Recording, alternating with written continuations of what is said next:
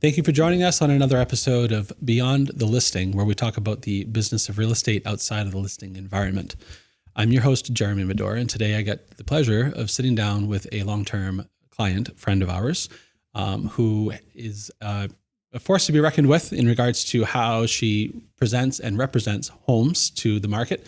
And I'm glad to introduce you today to her. And here she is. And today I am sitting with Amy Balewicz. I am the team lead of Amy Balewicz Homes, affiliated with Keller Williams Boston Northwest, located in Concord, Massachusetts.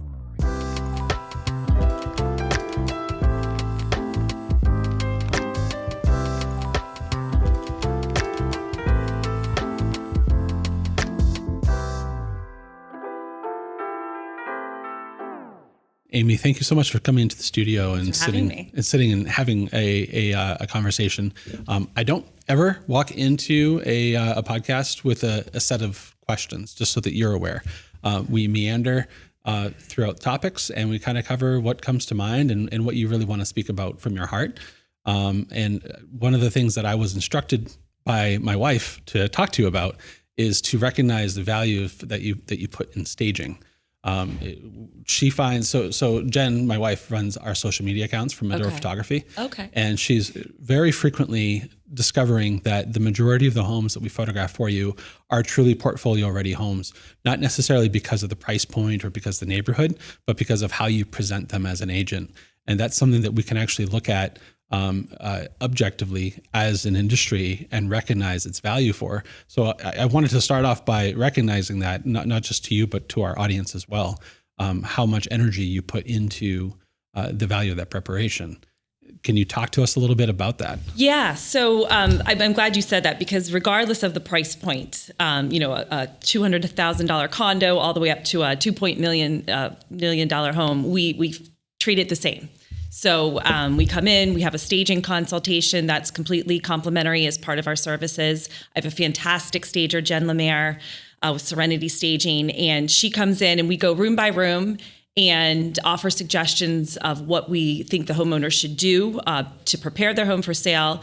And then she also offers suggestions of things to bring in for staging to enhance what they already have is really what we try to do. Occupied staging. Occupied staging. Primarily. We do vacant staging, but primarily occupied. Yep. People think staging needs to cost thousands of dollars, and I think that's the pushback that sometimes sellers have. But our approach is really to see what you have and then enhance that with bringing in as little as possible. But we'll also bring in more. She has a whole warehouse, so we. Right. But our to prepare your home for sale is so important. And it really makes a difference in, how much interest you get online, and then obviously buyers through the door and offers. So we really emphasize that preparing your home, making sure that it's photo ready, and the results just happen. Right. For our audience's benefit and your audience's benefit, because really this podcast is about you, not about me. Yeah. Lead our audience, or lead our listeners through the logic behind preparation equaling more interest, equaling more views, equaling better offers. Yeah. So, I mean, everybody's looking online. Yep. First and foremost. So we are trying to see, okay, how is this going to present online? Yeah. And in a listing. And so we kind of back from that, it's decluttering. It's, how is it going to look in a wide photo lens? She's got a wide photo lens that she uses so that we can see exactly, what people are going to be seeing when they're looking at your home. Right. Buyers these days are not... They want move-in ready. They don't want projects. Some do. Some say they do. Some don't mind them, but others advertise themselves as, whatever comes our way, but then they get choosy at the end. Yeah. Right? Yeah. But primarily what you're talking about is not necessarily turnkey, but the idea that you're not staring down a list of to-dos when you get there. Yeah. Yeah. And it's just, you can see the house. You're showcasing the house, not somebody's things that are in the house. Mm-hmm. And, a younger, if we're mostly, if we have families looking at, a 4-bedroom, 2.5-bath colonial, we want to appeal to that demographic. Right. If we're selling adult community condo. We want to appeal to that demographic. So we're also thinking about who's your target buyer. Adaptive marketing. Yeah, exactly. Interesting. Yeah. No, and I think that's just as important with the staging and the preparation of it as much as it is in the advertising, how you market it. Because really what happens for us is when we arrive at these properties, what's there is there, right? We can, maybe help do a little bit of fluff, but by and large, we're not going to grossly change the space, right? We're not going to reimagine the space. We're going to be responsive to whatever it got reimagined as, or didn't even get paid attention to at all, right? So we really have to kind of play the ball as it lies, so to speak. Yeah. For photography, and I know that I know and value how awesome it is to walk into a home where that thought process has already occurred and been enacted, and you guys do a wonderful job with that. Yeah, I mean, I think who you choose as an agent does matter in that regards, because sometimes some agents don't put that effort in or emphasize it to their sellers in the way that they should. And it's just super important to us because we've just seen how much it does make a difference. Sure. So because this podcast is aimed primarily at the business real estate outside of the listing environment, let's move that up one level. Tell me a little bit about your mindset in regards to why you approach real estate like this. What personal values do you have that you are translating to your business? Where do these come from? What are your ethics? What are your values? Yeah, I mean, when somebody reaches out to me to help them sell their home, that's a big investment on their part. And their goal primarily is to get the most amount of money they can so that they can then make the transition to whatever it is they want to do next. Right. So keeping that in mind, we want that product that we're putting out there to reflect that. It makes a big difference in the final sale price of their home. So, I'm taking their goal and then showing them how best to get there. Sure. Now, obviously, there's no two clients that are alike, right? Everyone has a unique situation. They have different nuances, right? How do you generally navigate, broadly, how do you navigate those changes on a client-to-client basis from an adaptation perspective? Communicate with them and try to, I guess, for lack of a better term, get them to align with the vision that you have on their path. Yeah. I mean, we always, whenever I first meet with somebody, we sit down, just kind of like this and just talk about their story, what their goals are. And then from there, I can kind of get an idea of what their capacity is for this type of thing. Sure. If they're overwhelmed, they have accumulated a lot of things over the years, then I have professionals that I can bring in to help them. Sure. So the goal is always to get there. Yep. But whether, you have some sellers that just, while you're there, they're starting to take down pictures. Yeah, some are very proactive, right? Roll up their sleeves and get to work. And others you can just tell that they're going to need a little more help. Yeah, there's a certain system shock that happens when somebody walks into an exchange like this, where they may not have had the background work, or they might not have had the preparation mentally necessary for this kind of topic to actually be discussed. Because I can't tell you how many homes that I've personally walked into, and there's this tension that you can cut with a knife, because the stager and the home seller, or the agent and the home seller, are at odds about the placement of an item, right? Or that the stager pushed too hard to take the space too far, and the client is now like very opposed to anything else being moved. I can't tell you how many times that's occurred. And regularly, what we end up doing, Keith, myself, and our other photographers, is we go in there and we kind of diffuse the situation by either embracing what's there and saying, "Oh, this is fantastic, you guys did a great job," and talking to the homeowner directly, and really kind of it's not an ego stroke. It's really a positive reinforcement of the value that's been done. Yeah. And even if it may not be like the proper end destination, which is a subjective matter, even if it's like significantly closer to there than where it started at, that's massive. Yeah. And sometimes that's all somebody can do, right? Sometimes getting to that end goal might just be different on a client-to-client basis, right?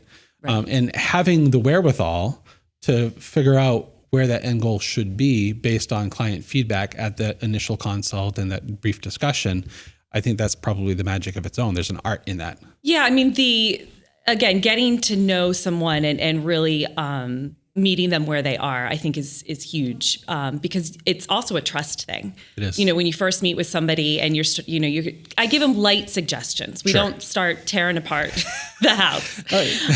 There are those that do, and I admire you for identifying the reason for not. Yeah, for sure. Yeah. I mean, this is their home. They're very proud of their home, and it's how they've lived. I mean, how someone lives and how you're showcasing it to sell are two different things. Very. And we really try to let people know that we're not criticizing how your home is decorated or how you've been living. Sure. But again, your goal is to sell. And to do that, this is what we need to do.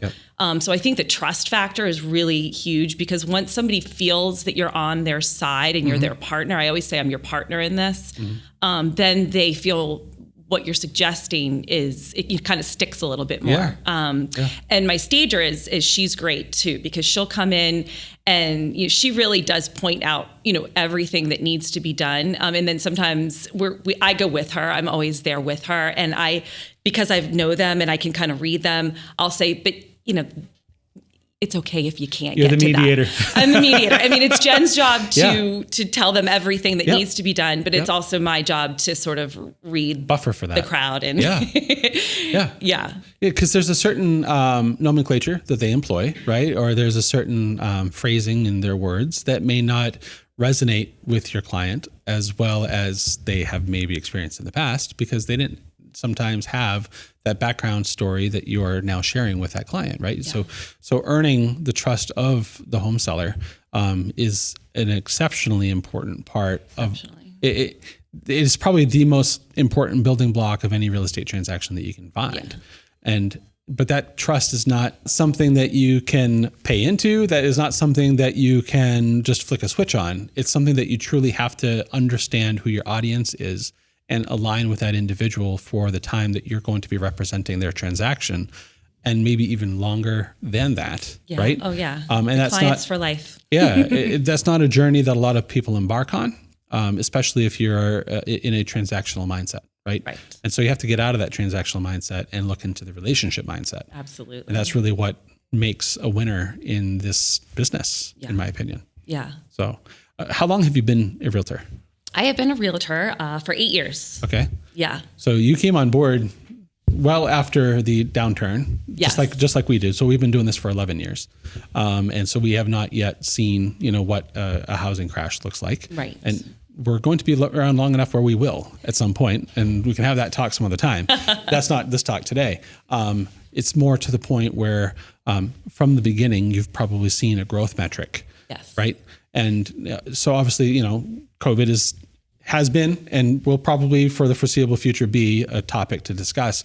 But tell me a little bit about your business decisions that you made personally that has kept you top of mind, has kept you engaged with your community, growing as an individual as well as representing homes that you can truly be proud of. Tell me a little bit about that journey. Yeah, so to kind of back up, before I got into real estate, I was a stay-at-home mom for 10 years. I have 4 kids. Okay. And so during that, I was, volunteered in the schools and volunteered with town committees and those types of things. So I've always been involved in the community, and I love to consider myself a connector in the community.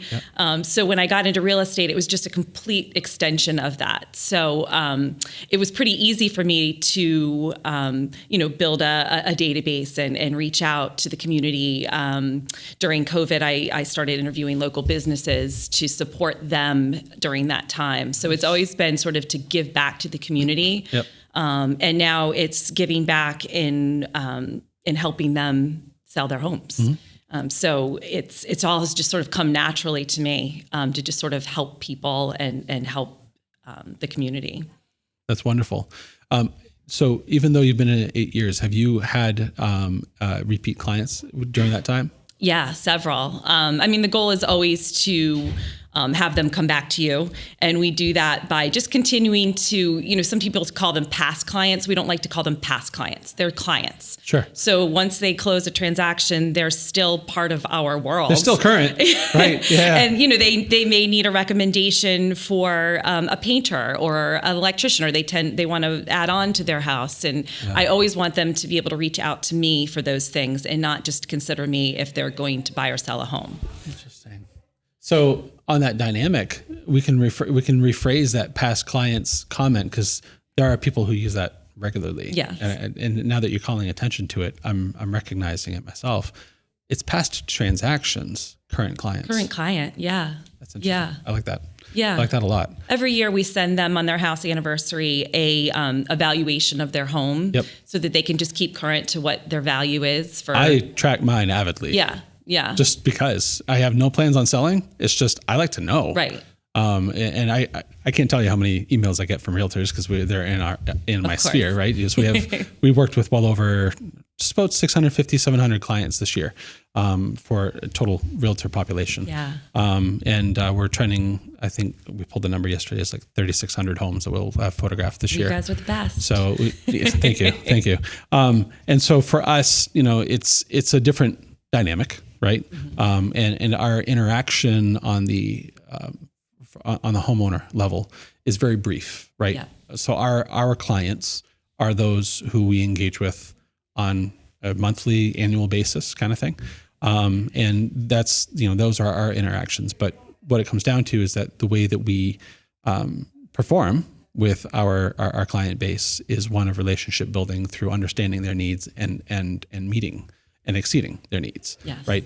And how do you use that, or how do you interpret that mindset to your clients? So you're talking about your vendor networks, such as painters and carpenters, et cetera.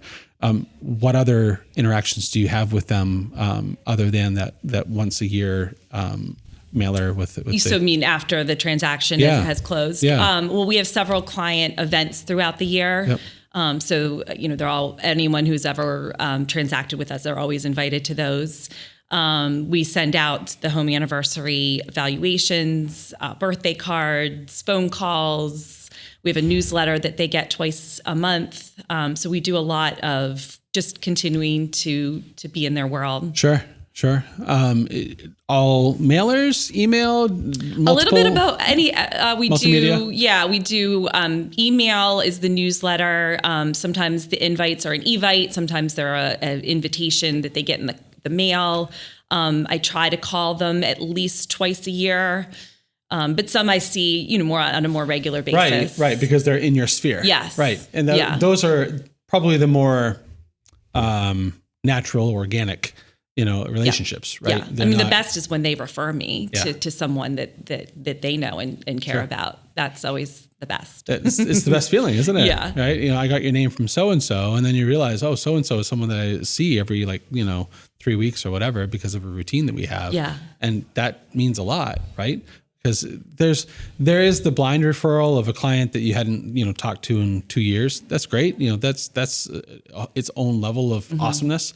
But I think being referred by somebody who you see on a frequent basis is probably a bigger pat on the back for a job well done, because there's a certain real trust that has to exist in that continuous relationship, because I'm going to be seeing you again, right? Yes. And so it's not one of those out of sight, out of mind kind of situations where if things don't go well, it's still fine because it's just a random person I know kind of thing. Yeah. People refer. It makes people feel good to be able to refer somebody and to be able to offer that information to somebody. But they want to make sure that the person they're referring is going to do a good job. So if somebody does refer us, we always follow up with obviously a thank you, but also to kind of keep them up to date on what's happening in the transaction all the way through close, so that they just know that we're taking care of them the way that they would have wanted us to. Yeah. Buyers, sellers, both? So I work primarily with sellers. I'm the team lead. I have 2 buyers agents on my team. Wonderful. And they work primarily with buyers. Fantastic. Yeah, that's evolved. I used to do it all. Oh, I understand. But as things get busier, you have to kind of divide and conquer. Sure. Yeah. What was your largest learning curve with that growth? Let's see behind some curtains here. Yeah, I mean, again, it's nice that it's a gradual thing, but I realized early on that I needed somebody to help with transaction, like coordination. I'm a pretty organized person, but there's a lot to keep track of. Yeah. And I just wanted to make sure that nothing was getting, missed. So I did hire an assistant that did transaction paperwork type stuff, but she also did marketing.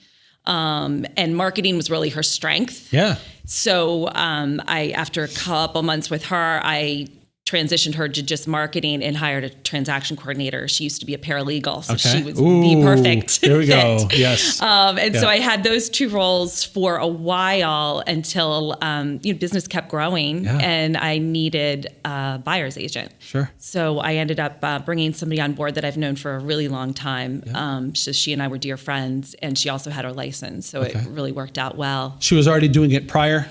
She had been part-time here and there, property management, so never really a full-time agent. Right, but more than just familiar. Yes, she was familiar with new construction. Her dad used to be a builder, so she definitely knew the business. Some history there. Yeah, that's fantastic. And then after her, I brought on another buyer's agent who is just a love, and I just knew that she didn't have experience, so she's been learning as a team member, but she just has that people skills, caring about others that you need to have. The intangibles that you can't teach. I could see, like, she can be well. taught, but you can't teach genuineness. No, you cannot. Yeah. You cannot. That's why, like, Danielle is such a glove fit for the scheduling position. And it's not because she's got like the best ability to schedule. It's that she has the best ability to work with customers to help them achieve their goals. Yeah. That's it. Mm-hmm. And then the rest, we can work it out. Yeah. We can work it out because it's just about, it's about the big picture of making sure that you are truly tuning in to what your clients' needs are. Yeah. And for the time that you're speaking with them to completely and thoroughly plug into what they're looking to do. Yes. And if you do that genuinely from your heart, it really comes out. It really shows. Yeah. If you're doing it because you're expected to, or because your job role requires you to, that comes out too. Right. And you can't teach someone to feel something that they don't just innately feel. Yeah. Right. And so you need to have that personality in there, and it's important. Yeah. And I feel blessed that I have the team I do, because they all, I definitely chose them for the reasons that I did. Sure. But we all just really work well together, and we all put others' needs above our own. Sure. It's not about us. It's about the client or the service provider that we're working with. And we just genuinely care about them and each other. That's great. Yeah. That's fantastic. So looking back at this year, obviously we're in November when we're recording this. I think we're going to be probably close to the end of December, I think, when this launches. Tell me a little bit about what 2024 looked like for you from a demographic, from a market standpoint. Yeah, 2024 was a great year for us. I think, bringing the two buyer's agents on board really helped me be able to focus on building our whole business as a team, and honing in on what was working. Did both of those buyer agents happen this year? Kelly was the last year, okay. Marianne this year. Okay. So but they were 2 years in a row where you had that growth. Yeah. That's important. Okay. Yeah. Wonderful. Yeah. Marianne was a little bit by accident, just because she came to me. That's the second one I hired. Yep. And she was in a position where she had left her other job and kind of looking what to do next. And she really wanted to take a jump into real estate. Sure. Little afraid to. I get it. But, we decided together that she could make this work. Yeah. And some of my best hires have been off-market hires, for lack of a better term, right? Like, I don't have a job opening or advertised for, but they approach me and I'm like, you know what? Yeah. I'm going to make a job for you.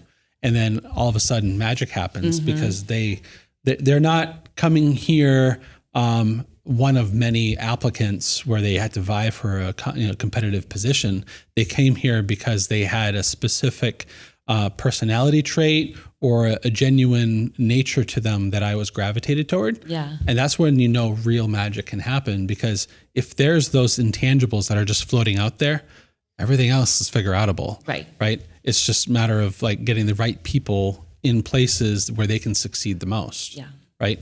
And so that's awesome that you identified that with not Kelly, but Marianne. Yeah. Wonderful. And so tell me a little bit about how that impacted your 2024.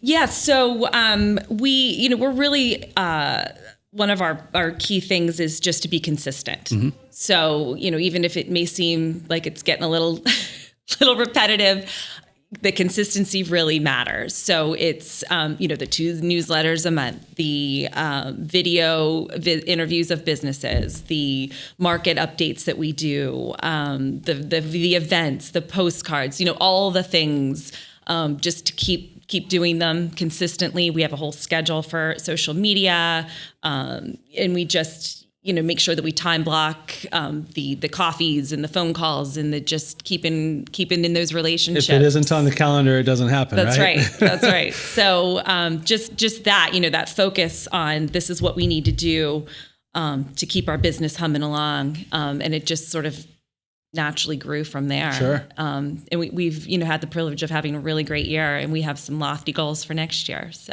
Can you share some insight on that, or is that? Yeah, well, we just finished a retreat last Friday. Yep. The team got together and we just kind of talked about what worked this year, what didn't work, maybe what we spent money on that didn't come to give us the return that we needed. Yep. So just really dove into those types of things, set some goals for next year. Yep.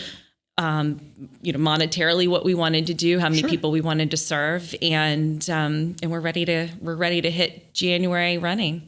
That's fantastic. Yeah. I'm glad that you're already preparing for that instead of like just putting yourself into neutral and just coasting down a hill for a while. Because I find that there are a lot of agents who they get to the end of October, they're like, all right, gonna take a couple months off and breathe. Yeah. And then in January, I'll look at next year. Yeah, I mean, it's important to take a moment and breathe because sometimes you don't. But I think November, December is a great time for that. But it's a month of Thanksgiving, giving thanks for all that we've had this year. And then December obviously is holidays and parties. And so it may look a little different, the relationship building, but it's more expressing gratitude and enjoying social events with people.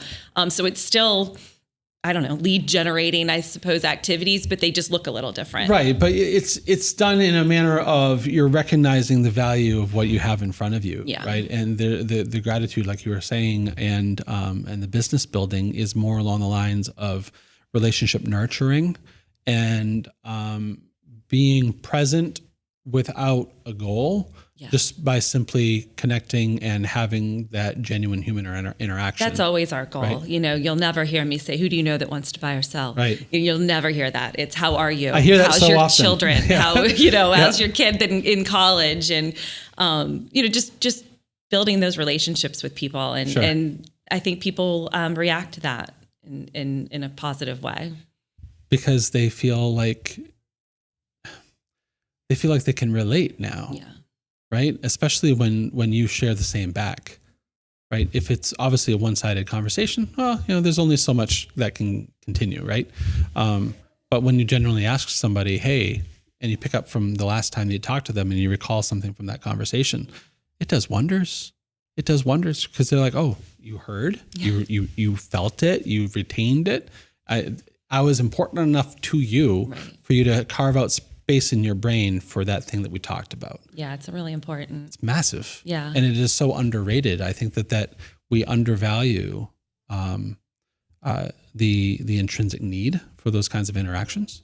And I think that slowing down enough where we can focus on those things, I think it needs to happen more regularly than just the end of the year. And I'm not saying that you're saying that. What I'm saying is I think that if we found ways, or if we carve out ways to do that throughout the year, we would see a notable change in how we treated our life, our own lives, and of course the value of others around us who we support and support us back. Yeah. Right. Like the whole "it takes a village" thing. Like it truly does, because we can't live in an echo chamber of our own life. It really is in the context of a broader community that we have to look at. Yeah. Can I tell you a story? My Please. favorite story is somebody in town who I knew-ish reached out he had lost his job, and he said, I know you know a lot of people. Yeah. Just wondering, this is my resume, this is what I do.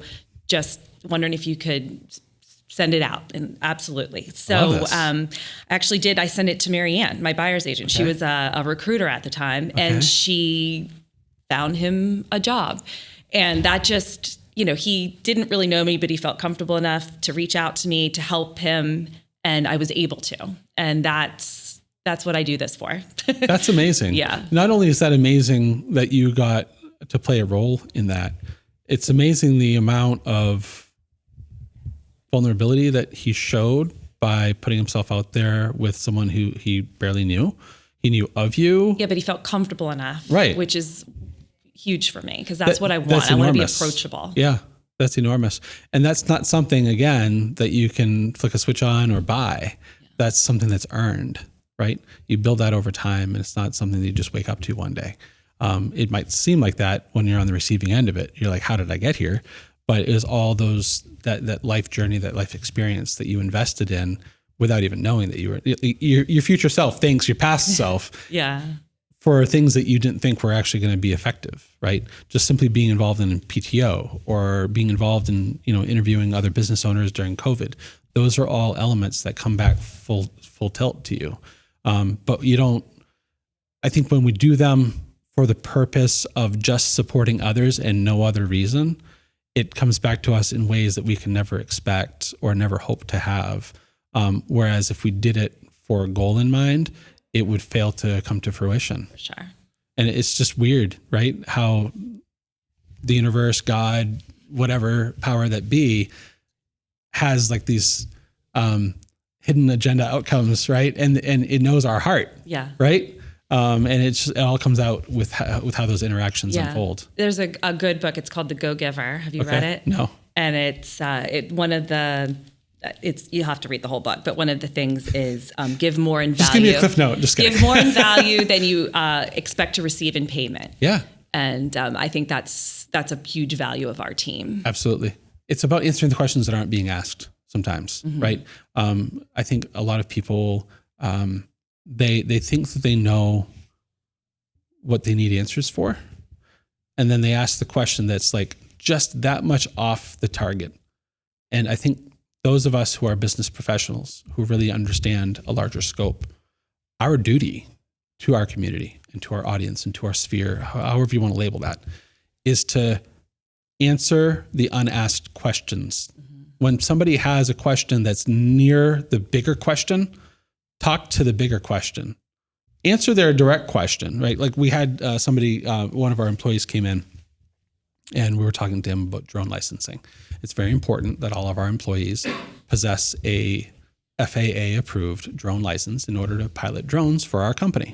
If they do not have the license, they do not get to have drone appointments. It's simple as that, right? And it's really hard to convince somebody sometimes to go get the drone license because it seems to be quite a barrier to entry because there is a lot of really minute, just petty knowledge, just like the real estate exam, right? In that there's stuff that comes up in the real estate exam that you probably will never come across as a realtor. Yeah. But you may, and there's laws and all this kind of stuff, and you have to have that fiduciary responsibility, similar to the drone licensing, right? And so he was sitting down with Keith and I, and he asked a question, and I read between the lines of the questions he was asking, and I answered his larger question that he wasn't asking. And that was in regards to how the test operated and how the training program operated. And he asked a very specific question. We answered that question, but I understood where his mind was at as to why he asked that question. Then I answered that. And all of a sudden you could see the weight come right off of his shoulders because he was so pent up with the idea that this exam was like so complicated and is so much, to remember and study for. And I'm like, hey, think of it this way. And I just repackaged what he asked for a question to a different answer, to a different context. And all of a sudden it all made sense. Yeah. Right. And I think that if we do that with those around us in our interactions, in our community and wherever we are, we're only seeking to help others with absolutely no reason for our own purposes. Yeah. I encounter that all the time. When you first meet with a client, you kind of have assumptions. Somebody wants to sell their house. They want to make the most amount of money. Sure. But it's really important to find out really what their motivation is. Those are bullet points on a page, right? You can fill out a Q&A form and arrive at those logical conclusions. Yeah. One of the questions we ask, though, or I ask, is what concerned you the most about the sale of your home? Oh, and that's always an important one because that's a good question.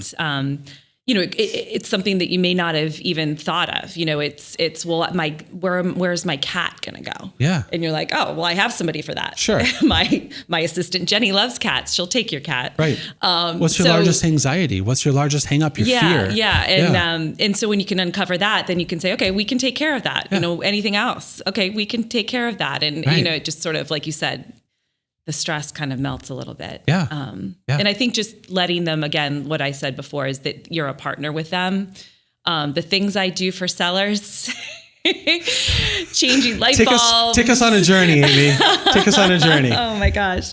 We have a thing. It's what would your realtor do for you? Yeah. And it's all, we like all the pictures of me doing like fishing frogs out of people's pool filters. And about 2 weeks ago, I had, we were closing and there was a lot of stuff still left at the house. Yeah. So got a dumpster and I'm hauling stuff into the dumpster, and you just do what you have to do. You do.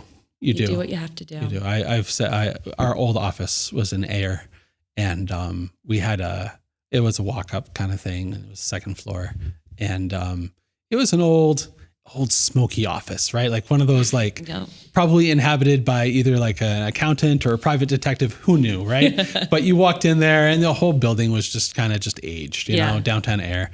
And it was a good first space for us to have a collective office where everybody got, together to operate the business on the back end and everything. But there was this men's and women's bathrooms in the hall, and they weren't publicly maintained. It was expected that the occupants of the office spaces, there was 4 of them, would collectively just maintain the bathrooms, right? Unfortunately, it was also open to the street. And so passerbys who got on and off the Ayer train station would use that as their pit stop before going home, right? And so they didn't care about maintaining it, right? And so it became, for me, kind of a way of life where I would not hire anybody who wasn't willing to help clean the bathroom. Yep.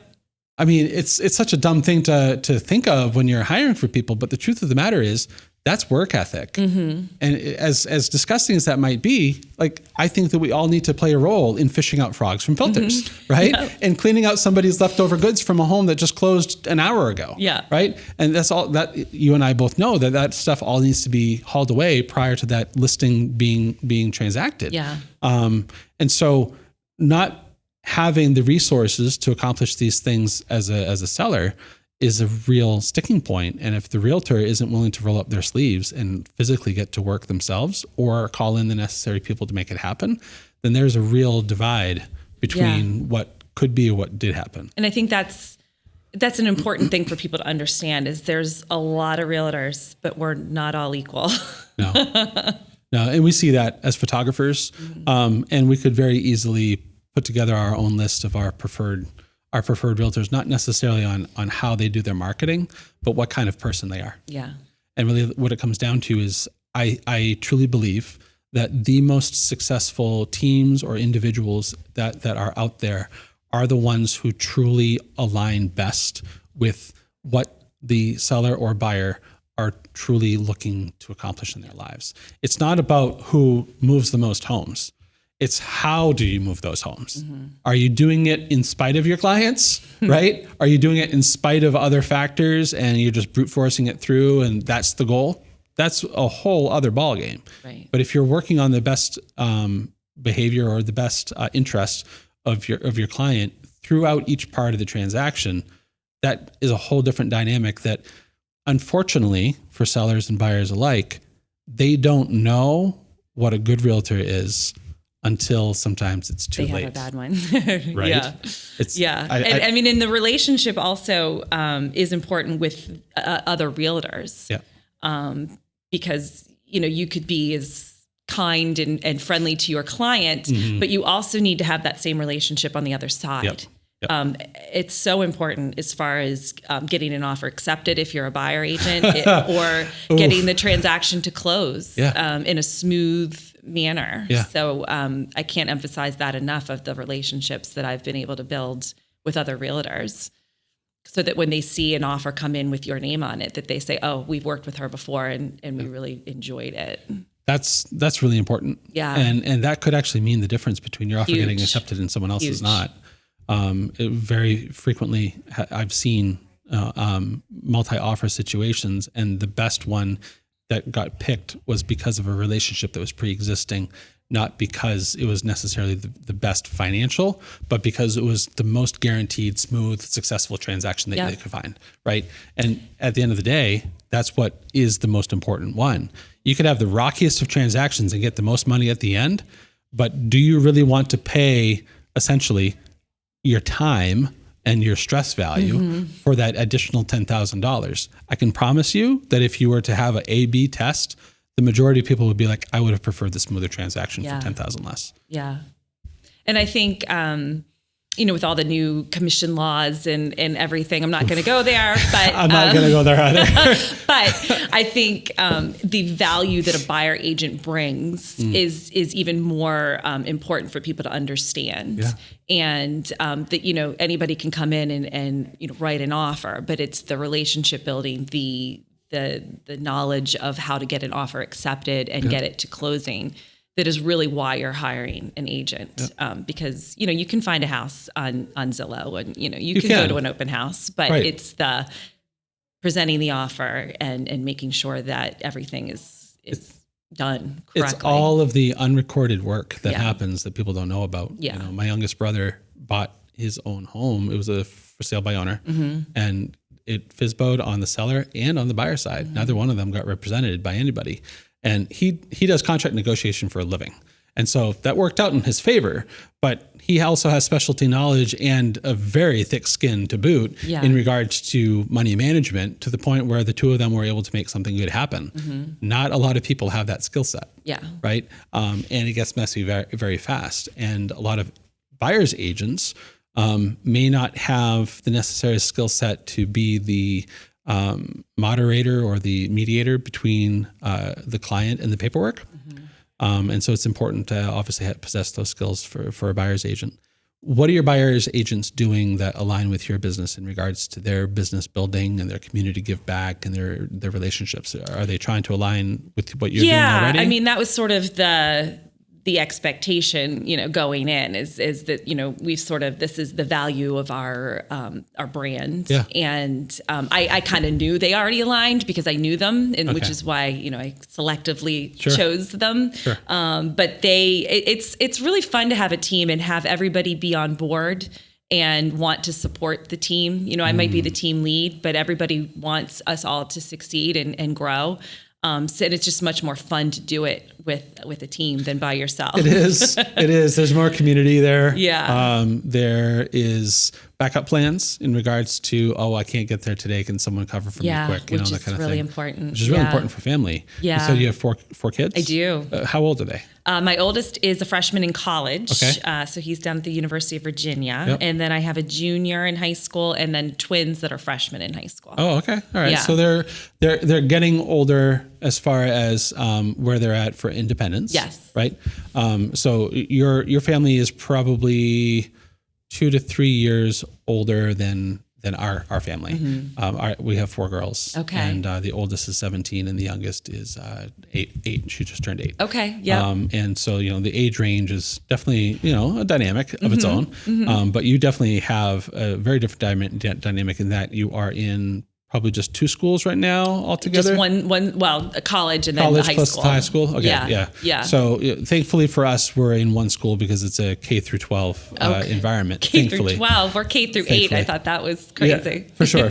It's a small private school, so they have that kind of flexibility. That makes sense. But our oldest is a senior, and she's the driver. When she graduates next year, we don't have a driver lined up because our second oldest she just qualified to get her permit. And we're having a very difficult time finding a permit,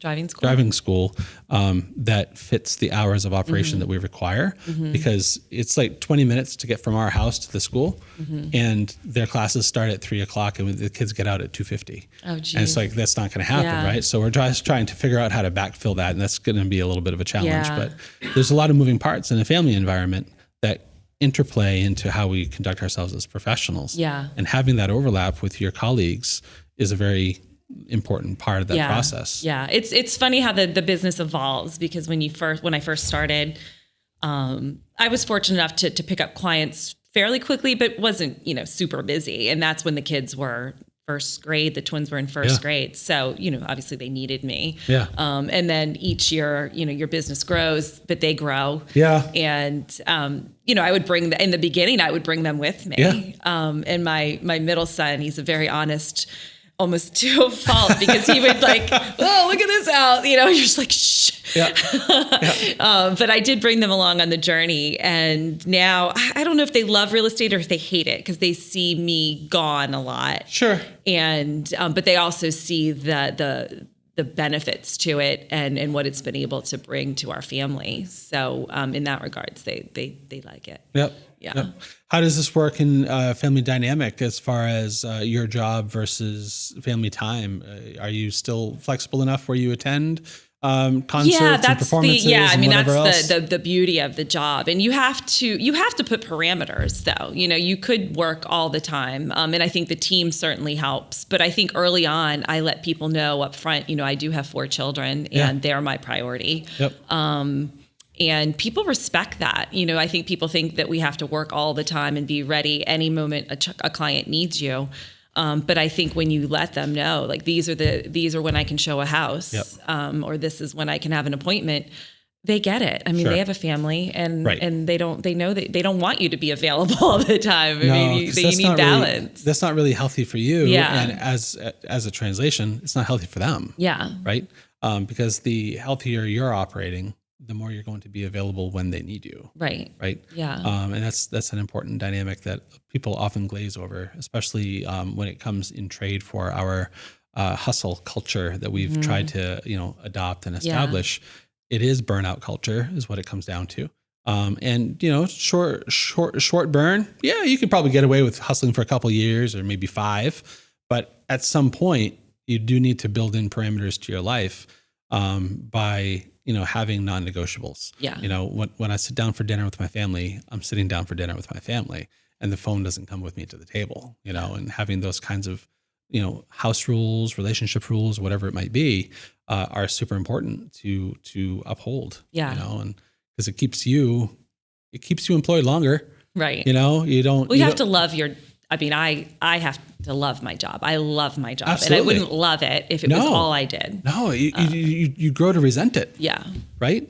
And if it's constantly taking you away from precious moments that you can't get back, your kids growing up and certain activities happening with them, what are we doing it for? Yeah. Right. So it's really nice to hear you talk about it like that too. Yeah. Yeah.